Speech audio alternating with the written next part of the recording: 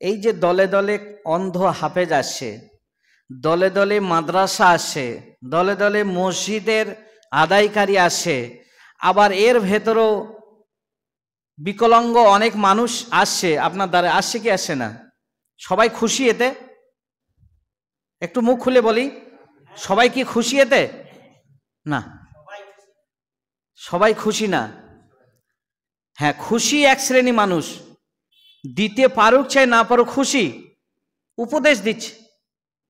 হাফেজ সাহেব, ওই পাড়া সেই একটা হলুদ রঙের বাড়ি আছে, নাম হচ্ছে অমক, একটু যাবেন, দেখা করবেন, উনি ভালো মানুষ।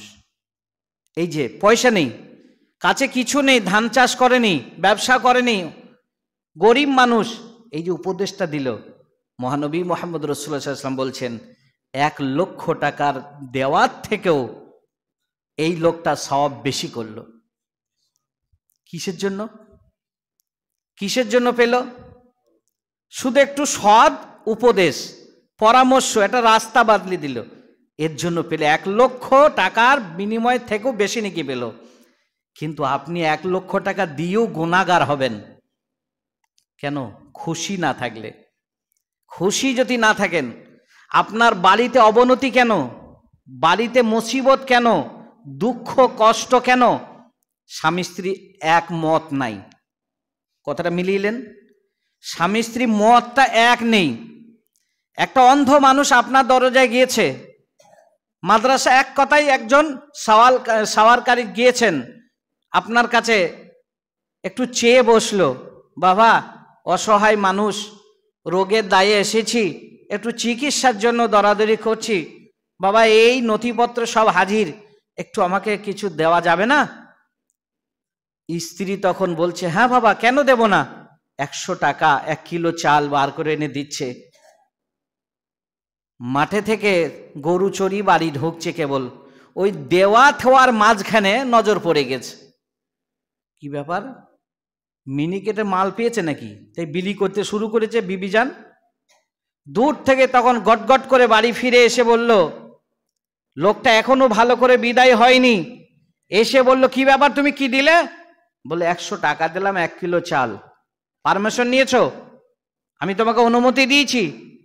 100 টাকা ইনকাম করতে কতটা পরিশ্রম করতে হয় তোমার হুঁশ জ্ঞান বলে কিছু আছে? 1 কিলো চালটা ভরাম করে ঢেলে দিলে তোমার কিছু বোধ শক্তি আছে? কথাগুলো কে শুনলো? কথাগুলো সেই অসহায় দারিদ্র মানুষটা শুনলো। আচ্ছা বলুন, আপনার দরজায় দাঁড়িয়ে সেই লোকটা এখন কি দোয়া দেবে? বরদোয়া দেবে না সুদোয়া দেবে? বরদোয়া দিতে হয় না, বরদোয়া দিতে হয় না, শুধু এতটুকু, আল্লাহ তুমি আমার রোগ দিয়েছো বলেই তো আমি এখানে এসেছি। এই দেখেন বরদোয়া কাকে দেখেন, আল্লাহ একে ধ্বংস করে দাও, একে মেরে দাও, মানে একে সাপে খাই দাও, একে পানিতে ডুবিয়ে দাও, আগুনে পুড়িয়ে দাও, এটা বড় কথা নয়। এই যে যখন আপনাদের স্ত্রীর দেওয়াটা স্বামী পছন্দ করলো না, ভালো করে শুনে নেন, বাড়িতে অবনতির কেন? এত ব্যবসা, এত বাণিজ্য, এত চাষাবাদ, এত চাকরি থাকা সত্ত্বেও আপনার বাড়িতে অবনতি কেন? এই দেখেন মহানবী মুহাম্মদ রাসূলুল্লাহ সাল্লাল্লাহু আলাইহি ওয়াসাল্লাম কথাগুলো একটু মূল্যায়ন করেন। যখন স্ত্রীর দেওয়াটা স্বামী পছন্দ করলো না, তাদের দুইজন আপোষে যখন বিবাদ শুরু হয়ে গেল, যে লোকটা এসেছিল সে যখন কানে শুনলো, সে দুঃখ প্রকাশ করছে, সেখানে দাঁড়িয়ে কার কাছে?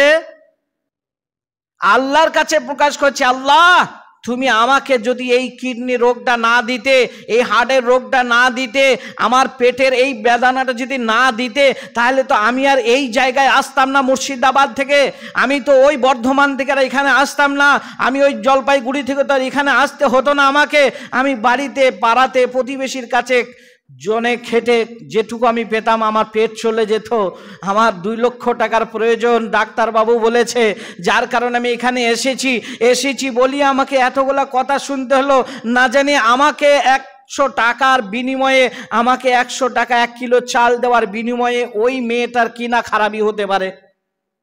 বাস, আর বরদোয়া কি নতুন করে আর কোনো বরদোয়া লাগবে না। তাহলে এখানে এক ফার্স্টে সেটা পরিবেশ তৈরি করতে হবে, স্বামী আর স্ত্রী আপোষ করতে হবে, কোথায় কিভাবে, ওইটাই বলুন। 1 কিলো চাল 100 টাকার ব্যাপারটাই বলুন, কিন্তু ওইভাবে ডেটে নয়, প্রশাসন বিভাগ থেকে নয়, মানে ভালোবাসা দিয়ে স্বামী স্ত্রী আপোষে ঘরের ভেতরে, চার দেওয়ালের ভেতরে বসে বসে বলুন, বিবিজান তুমি 100 টাকা 1 কিলো চাল তো দিলে, এখন সিজন চলছে, একটু হিসাব করে দিলে সবাই পেত না? এটা ভালো হতো না? 50 টাকা দাও, আবার আসবে, দেখো দিতে হবে, সবাইকে দিতে হবে, কাউকে ফেরানো যাবে না। আচ্ছা, এই কথাটা আর প্রথম কথাটা কি একই ওজন? হতে পারে না। তা আমাদের স্বামী স্ত্রী মহাব্বতই তো নাই, ভালোবাসাই নাই, প্রেম নাই, বাপ বিটির নাই, বাপ বেটার নাই, মা বিটির নাই, স্বামী আর স্ত্রীর নাই। প্রেম জিনিসটাই তো আমরা বুঝি না। নিজের ছেলে মেয়ে বাপ মাকে চুমা দেবে, বাপ ছেলে মেয়েকে চুমা দেবে, স্ত্রী স্বামীকে দেবে, স্বামী স্ত্রীকে দেবে, মাথা থেকে পা পর্যন্ত 3টি স্থানে। জানা আছে আপনাদের? একবার বলে দেখেন, অনেক তো ওয়াজ শুনেছেন। 3টে জায়গায় চুমা দিলে এক অপরের প্রেম ভালোবাসা তৈরি হয়। স্বামী স্ত্রীকে দিলে, স্ত্রী স্বামীকে দিলে, মেয়ে মাকে দিলে, ছেলে বাপকে দিলে প্রেম ভালোবাসা তার সংসারে মানে সুন্দর একটা পরিবেশ তৈরি হবে। বলুন তো, আমি তো বলেই দিলাম 3টে। একজন বলুন তো যে 3টে কোন কোন জায়গা? অনেক জায়গায় তো জালসা শুনতে গিয়েছেন, অনেক খুতবাও শুনেছেন, আহলে হাদিস মসজিদের মানে মুসল্লিদেরকে শোনে নাই এরকম কোনো ওয়াজ আমার মনে হয় যেন নেই, নাকি? নিত্য নতুন ওয়াজ তো আপনারা শোনেন, বহু ওলামার মুখ থেকে শোনেন। জানা থাকলে একটু হ্যাঁ না বলুন। জানা আছে? আমি বলে দিলে কিন্তু 500 টাকা নেব, দেবেন তো? স্বামী স্ত্রীর এক অপরের যে মানে ভালোবাসা তৈরি করতে গেলে চুমা দিতে হয় 3টি স্থানে। ভালো করে জেনে নেন, আজকে থেকে আমল করবেন ইনশাল্লাহ। ইনশাল্লাহ আমল করবেন। এই দেখেন, কুব্বালাতুল খাদ্দে নাম্বার 1, কুব্বালাতুল আইনাইনে নাম্বার 2, কুব্বালাতুল ইয়াদে। 3টে বলে দিলাম। নাম্বার 1 হলো কুব্বালাতুল খাদ্দে। খাদ্য বলা হয়েছে, দেখেন এই গোটা চেহারা থেকে সব থেকে নরম স্থান কোনটা? এই গালেও ভাগ আছে, এই শক্তই দিয়ে দিয়েন না, আবার বিবাদ তৈরি হয়ে যাবে। এই শক্ত জায়গায় চুমা দিয়েন না, চুমা দিতে হবে এই জায়গাটা নরম। কুব্বালাতুল খাদ্দে মানে এই জায়গাটা যেখানে খাদ্য খেতে গিয়ে যেটা দেখবেন আপ ডাউন করে, স্প্রিং করে না, আপ ডাউন করছে না, মানে এই নরম মাংসটায় কুব্বালাতুল খাদ্দে মানে এই জায়গায় চুমা দিতে হবে। ভুল করে মানুষ এই শক্তই দিয়ে দেয় বলে ওই জন্য ঝামেলা তাদের বন্ধ হয় না। নাম্বার 2, কুব্বালাতুল আইনাইন, 2 চোখের মধ্যস্থল। কোন জায়গায় পড়ছে? 2 চোখের মধ্যস্থল। এই দেখেন ঠিক এই জায়গাটায়, সহজে বুঝবেন, মায়েরা যেখানে টিপ ব্যবহার করে। কুব্বালাতুল আইনাইন 2 চোখের মধ্যস্থলে এই জায়গাটায়। আর নাম্বার 3 হলো কুব্বালাতুল ইয়াদ, মানে ইয়াদুন মানে হাত। এই হাত বলতে কি? হাতের এইখানে দিয়ে দিলেই তো ঝামেলা তৈরি হয়ে যাবে। তাহলে হাতের কোথায় দেবেন? এখানে না, এখানে না, এখানে কোন জায়গায় দেবেন? হাত তো বলে দিয়েছে। এই দেখেন এই জায়গাটায়, ভালো করে চিনলেন জায়গাটা।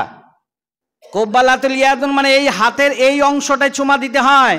দার্শনিক বলছে এই জায়গায় 18টা সেরা আছে। প্রেম ভালোবাসা যত রকম সেরার, এই সেরার মূল হচ্ছে হাতের এই অংশটাই, এই জায়গাটা চুমা দিতে হয়। আজ থেকে যদি কারো বাকি থাকে তা একটু পরিশোধ করে নেন। এই 3 জায়গায় দিলে এক অপরের মহাব্বত তৈরি হবে, সংসারে উন্নতি হবে। কিন্তু আমাদের সেসব জানাই নেই, জানার চেষ্টাও নেই, যার কারণে ও হাতের যে কোনো স্থানে এই জায়গাটা বলা হয়েছে। আমল করার চেষ্টা আছে, যাক আলহামদুলিল্লাহ। এই জায়গাটা মানে আপনারা ভুলবেন না কখনোই। তাহলে এইখানে আমাদের ভেতরে সর্বপ্রথম যেটা আমি বলতে চাইছি সেটা হলো কি, স্বামী আর স্ত্রীর যদি মিল থাকে, মহাব্বত থাকে, তাহলে এই অশান্তিগুলা এমনি এমনি কি হবে? সরে যাবে, অশান্তি হবে না। শান্তির সাথে 10 টাকা দেবেন, স্বামী স্ত্রী শান্তির সাথে দেন। হ্যাঁ গো, বেচারাকে দাও 10টা টাকা নেই, ঠিক আছে, ওকে বলে দাও দুপুরে যেটি থাকে আমার বাড়িতে 2টি ভাত খেয়ে যাবে। এটাও বলেন। মাদ্রাসায় একটা তালবিলিং আসছে, এই ছেলে, কোথায় ভাত বলেছো তুমি? না বলিনি। ঠিক আছে, আজকে দুপুরে আমার বাড়িতে তুমি দুটো খেও বাবা। এ দেখেন মহাব্বত। উন্নতি কোথায় থেকে আসবে? কোটি কোটি টাকা দিলেই হবে না, যেখানে সেখানে দিলেই হবে না, একটু বিবেচনা করে দিতে হবে। বুদ্ধি দিয়েছেন আপনাকে আল্লাহ, বোধ শক্তি দিয়েছে, তাহলে একটু বিবেচনা করে দেখুন। তা যে কথাটা আমি বলতে যাচ্ছিলাম সেটা হলো এই,